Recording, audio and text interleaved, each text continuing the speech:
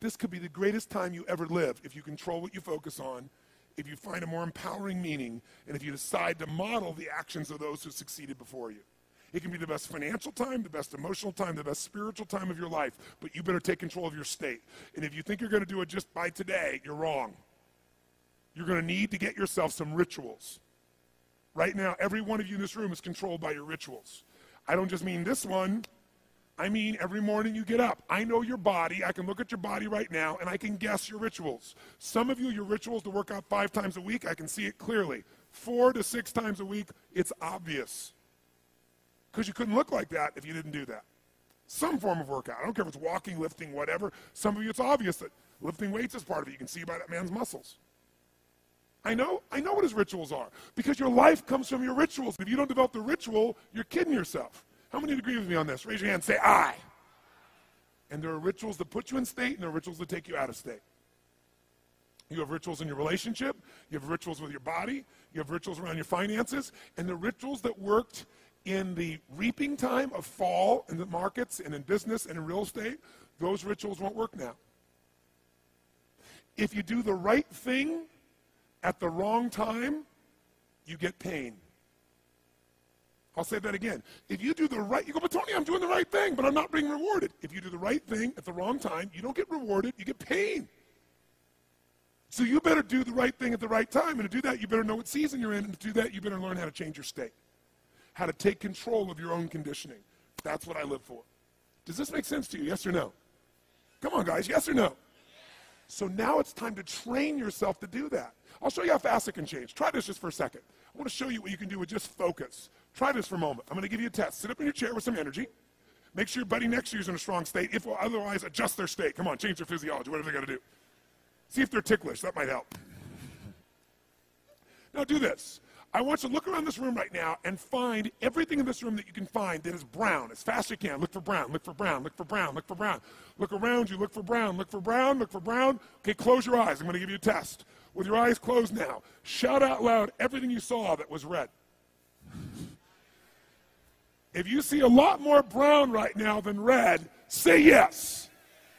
Open your eyes. Look for red now. I want you to really look for red. Look for red, look for red, look for red. Anything you can find that's red, look for red. All around you, look for red.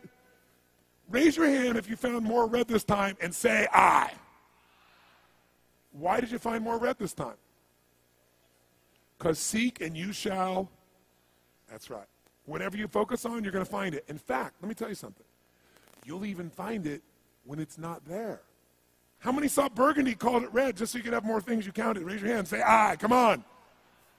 See, whatever you're looking for, you're going to find. So if you want to change your life, my friends, you've got to change your physiology and you've got to change your focus. By the way, how fast can you change that stuff? How fast, my friends? How fast? How fast? Come on. In a heartbeat, once you rechange your conditioning. That's all you got to do.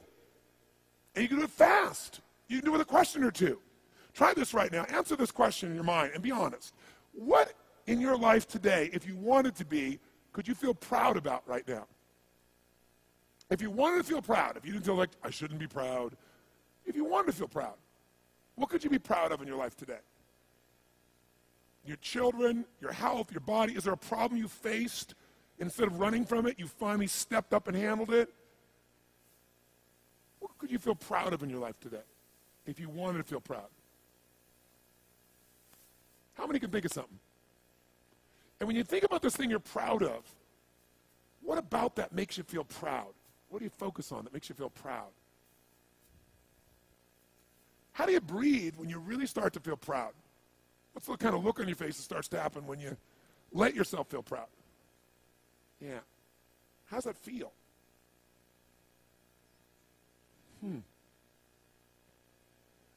Think of another area of life. Think of an area of your life that you're grateful for. Or if you go, I'm not grateful. If you wanted to be grateful, what's an area you could feel grateful for? What could you feel grateful for if you really wanted to feel grateful? How many can think of something you could feel grateful for? Let me see your hands. And what about that are you grateful for? What do you focus on that makes you feel grateful? How does it feel when you're really, truly feeling filled with gratitude?